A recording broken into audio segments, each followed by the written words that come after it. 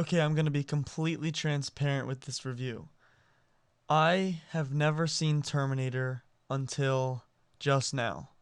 I am 20 years old, and it has taken me that long to get to this classic movie.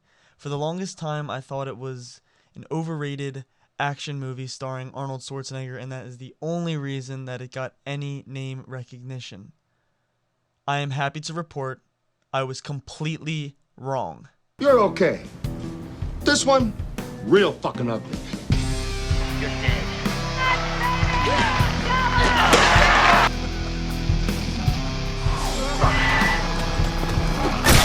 No, please don't kill me, Mr. Ghostface.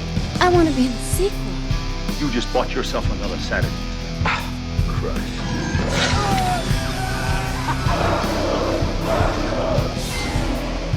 Are you not entertained? Are you not entertained?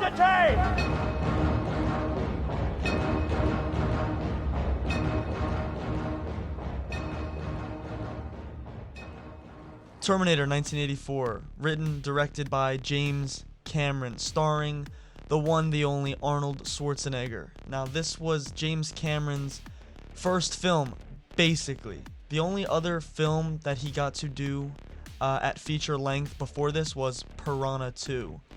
He actually hated that movie so much he tried to get his name removed from the credits. But he was unsuccessful, so Piranha 2 is technically James Cameron's first film. But we all gotta start somewhere, I guess. And James Cameron came out swinging with The Terminator.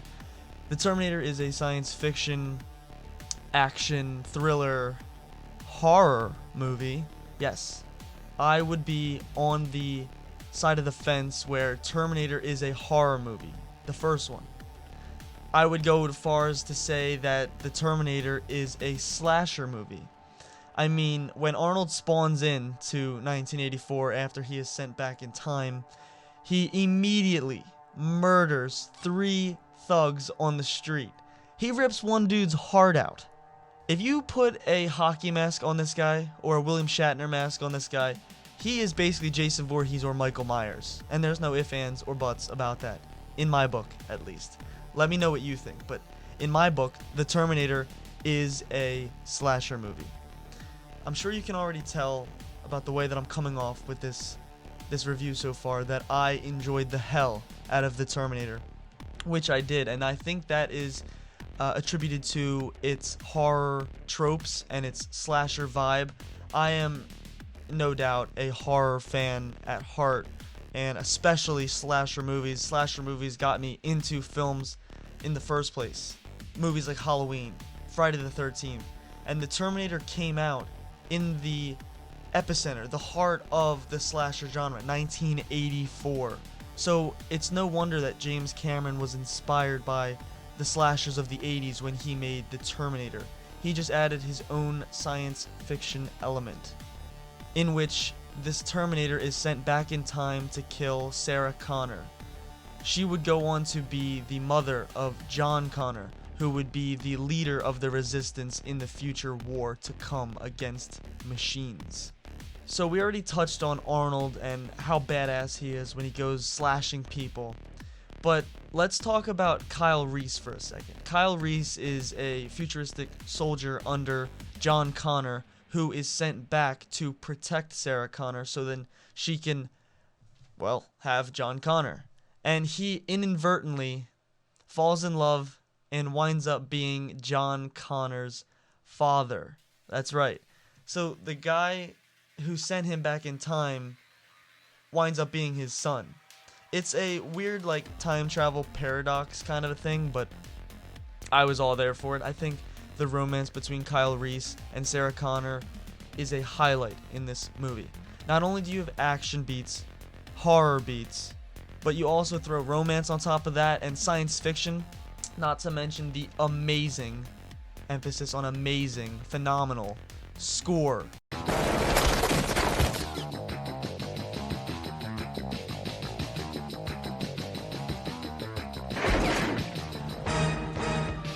This movie's score is so 80s, it's so sci-fi, it fits so perfectly.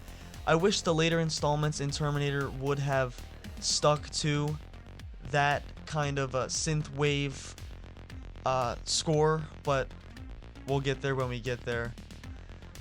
So earlier I said that I have not seen the Terminator until just now. I'm 20 years old, and it took me this long to see it.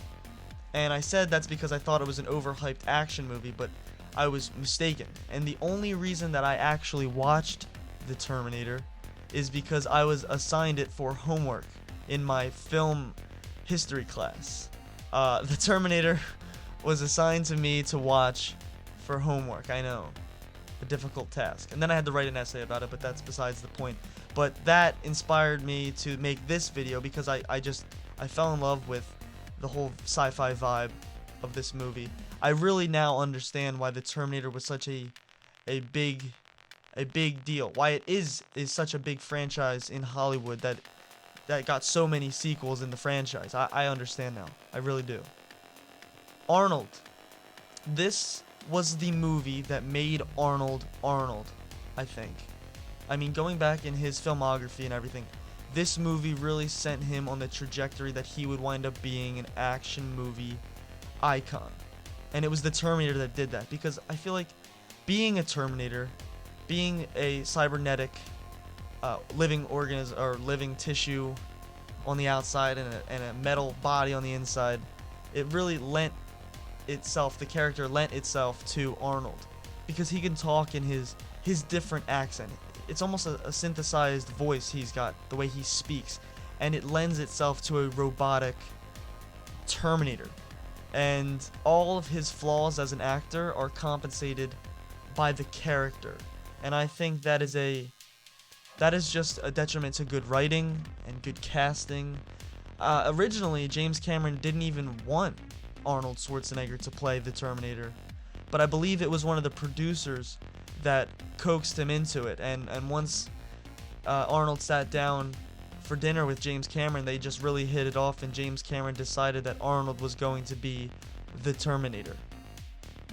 So this first installment is the first and only installment, I am told, that has Arnold as the antagonist. From here on out, he is the good guy. And I have seen T2. I liked the Terminator so much after I watched it for homework. I went and I watched T2 because I was told it's one of the rare instances that a sequel is better than the original. But we'll get there. I plan to review the Terminator franchise for the coming month. So if you like the Terminator, you want to hear my thoughts, you want to just sit down, listen to somebody talk about the Terminator and their love for the franchise, this is the channel for you. Subscribe, please. Like, comment, whatever, all that stuff. And I'm going to continue to talk about the Terminator franchise. So all in all, to wrap this review up, I mean, it's probably not a shocker to anybody, but the Terminator 1984 is 10 out of 10, 5 out of 5 stars, 100% on Maximus Tomatoes. It is a almost perfect film. I think the only thing that is a hindrance to this movie is the out-of-date special effects, but even that, I feel like there's such a, what's the word I'm looking for? There's such a vibe that the old, stop motion, the old prosthetics, the in-camera special effects, the vibe, they just give a vibe.